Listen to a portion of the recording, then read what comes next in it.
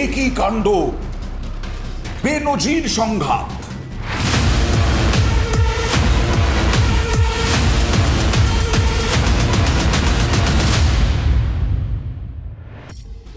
যখনই গায়ে আঁচ পড়েছে, মমতা বন্দ্যোপাধ্যায় ঝাঁপিয়ে পড়েছেন একেবারে দাবাং মেজাজে, ঠিক যেমন আজকে। প্রতীক জৈন আইপ্যাকের কর্ণধার, প্রতীক জৈন আইপ্যাকের কর্ণধার শুধু নন, তাঁর কাছে তৃণমূলের রণকৌশল, ভোট কৌশল, সমস্ত কিছু প্ল্যান, তৃণমূল কিভাবে এগোবে 26-এর বিধানসভা নির্বাচনে, সব কিছু এই আইপ্যাক সংস্থা এবং প্রতীক জৈনের কাছে আছে। তার বাড়িতে ইডির রেড সকাল 6টা থেকে এই বিল্ডিংয়ে, আমাদের যে নিউজ 18 বাংলার অফিস, তার ঠিক 11th ফ্লোরে আইপ্যাকের অফিস। সে আইপ্যাকের অফিসেও ইডির হানা। কবে? বিধানসভা নির্বাচনে ঠিক 3 থেকে 4 মাস আগে। এমনিতেই কেন্দ্রীয় এজেন্সি নিয়ে ভুরি ভুরি অভিযোগ প্রতিদিন মমতা বন্দ্যোপাধ্যায় করেন, প্রতিদিন অভিষেক বন্দ্যোপাধ্যায় করেন, প্রতিদিন তৃণমূলের লোকজন করেন, এবং যাদেরকে জেলে পাঠানো হয়েছে তাদের কোনো দোষ নেই, তারা দুর্নীতিতে জড়িত নন, এভাবেই প্রমাণ করার চেষ্টা করেন তৃণমূল নেতৃত্ব। কারণ ইডি, সিবিআই অর্থাৎ কেন্দ্রীয় এজেন্সি সেইভাবে দোষ প্রমাণই করতে পারে না। এটা তো বারবার তৃণমূল বলেছে, আমরাও দেখেছি যে দোষ প্রমাণ হয় না, ছাড়া পেয়ে যান তৃণমূল নেতারা জেল থেকে 2 বছর 3 বছর পরেই। যেমন শিক্ষা দুর্নীতির ক্ষেত্রে হয়েছে, নিয়োগ দুর্নীতির ক্ষেত্রে হয়েছে, তেমনি অনুব্রত মণ্ডল এখন বাইরে। সেই ইডি এবার আইপ্যাকের অফিসে এবং আইপ্যাকের কর্ণধারের বাড়িতে হানা দিল। আর যখনই, আবার বলছি, যখনই গায়ে আঁচ পড়েছে, তিনি ঝাঁপিয়ে পড়েছেন দাবাং মেজাজে। সকাল সকাল নবান্ন যাওয়ার বদলে তিনি চলে গেলেন লাউডন স্ট্রিটে চলে গেলেন মমতা বন্দ্যোপাধ্যায় প্রতীক জৈনের বাড়িতে। তখন ইডি তল্লাশি চালাচ্ছে। ইডির কাছ থেকে ফাইল, নথি, হার্ড ডিস্ক সমস্ত কিছু নিলেন। কারণ তৃণমূলের ভোট কুশলী, তৃণমূলের রণকৌশলী, তৃণমূলের কুশলী হচ্ছে এই আইপ্যাক। এবার তাদের কাছে সমস্ত তথ্য থাকতেই পারেন, কারণ শুভেন্দু অধিকারী বারবার আইপ্যাকের বিরুদ্ধে কেন বলেন যে আইপ্যাক তৃণমূলের রূপরেখা তৈরি করে দেয়, আন্দোলনের রূপরেখা অনেকটাই তৈরি করে দেয়। মমতা বন্দ্যোপাধ্যায় তো তৈরি করেনি।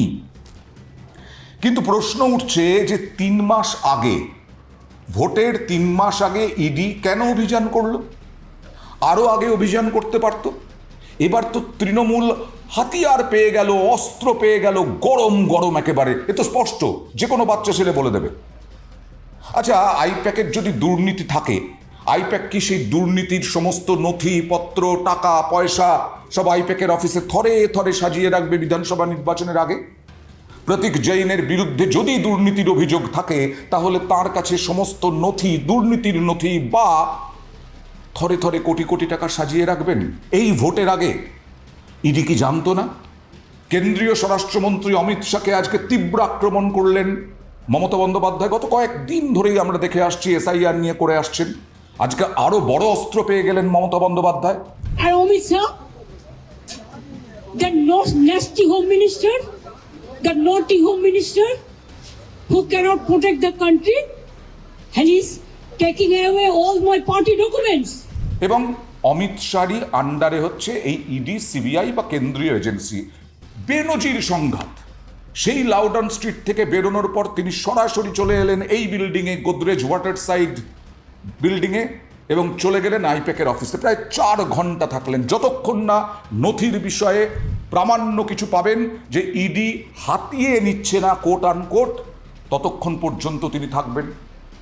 তারপরে প্রতীক জৈন এলেন অফিসে 4 ঘন্টা পর প্রায় মমতা বন্দ্যোপাধ্যায় থাকার।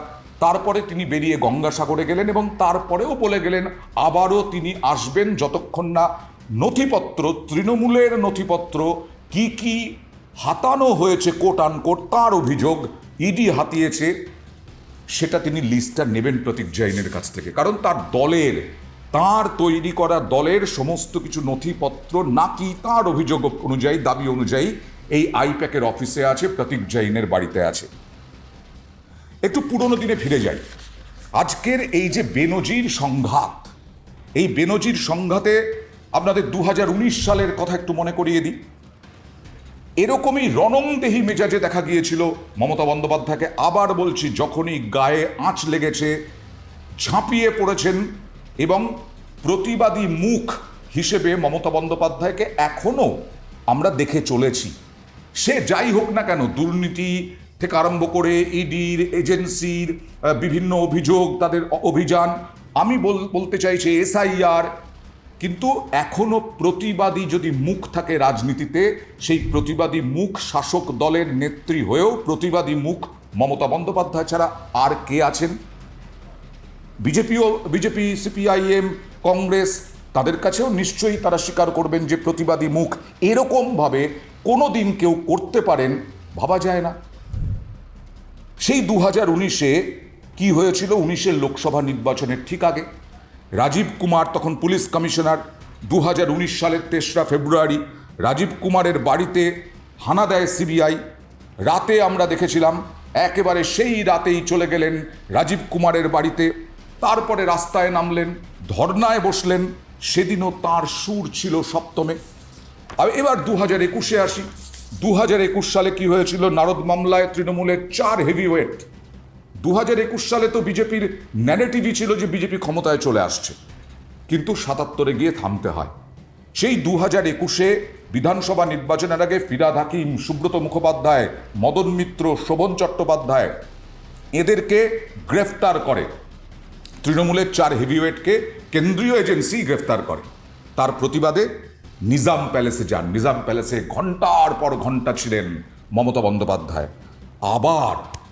আবার চলে এলো এই 2026 বিধানসভা নির্বাচনের আগে কনকনে ঠান্ডায় কলকাতায় বঙ্গ রাজনীতি গরম।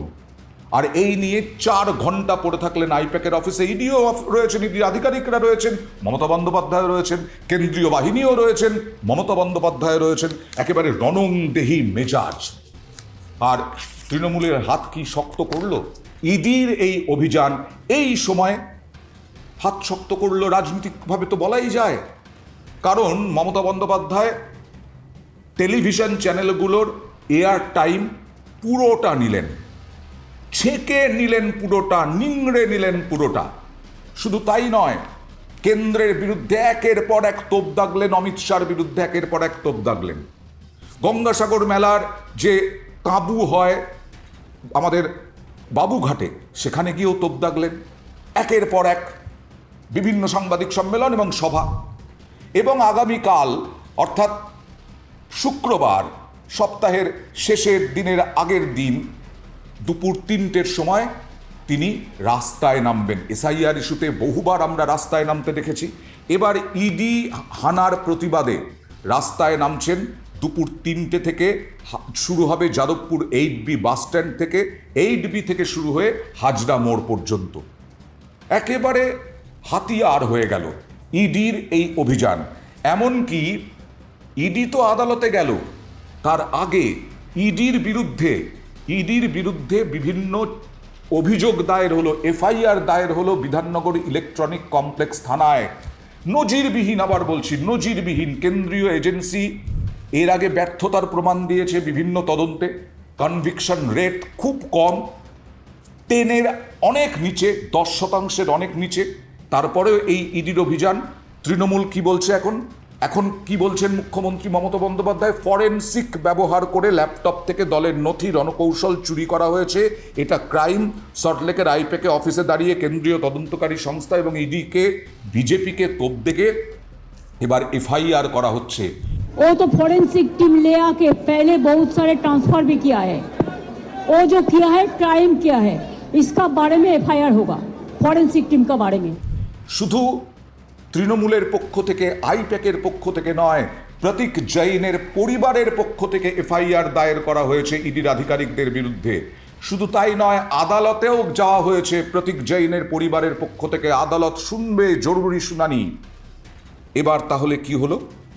সমস্ত কিছু ফাঁকা করে দিয়েছে। এই যে বলছেন মমতা বন্দ্যোপাধ্যায় চুরি করেছে ইডি তৃণমূলের সমস্ত নথি, এটাই এবার আগামী প্রত্যেকটা দিনের প্রত্যেকটা মিনিটে প্রচারে ঘুরবে তৃণমূলের মুখে মুখে ঘুরবে যে কেন্দ্রীয় এজেন্সিকে দিয়ে শাসক দলের, এ রাজ্যের শাসক দলের যে নথিপত্র, যে তথ্য, সেগুলো হাতিয়ে নিয়েছে বিজেপি, যাতে তৃণমূলের কৌশলটা তাদের কাছে পরিষ্কার হয়ে যায়।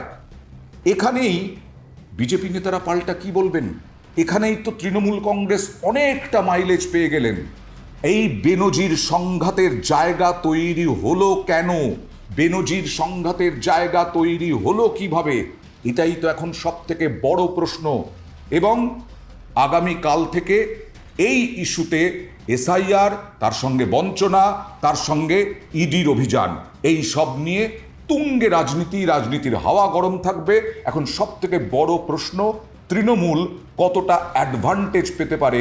কারণ রাজনৈতিক বিশ্লেষকরা অনেকেই একমত হবেন যে এটাই তৃণমূলের হাতে অস্ত্র তুলে দেওয়া হলো, হাতিয়ার তুলে দেওয়া হলো 26-এর বিধানসভা নির্বাচনের আগে। দেখা যাক কতটা ফায়দা নিতে পারে তৃণমূল।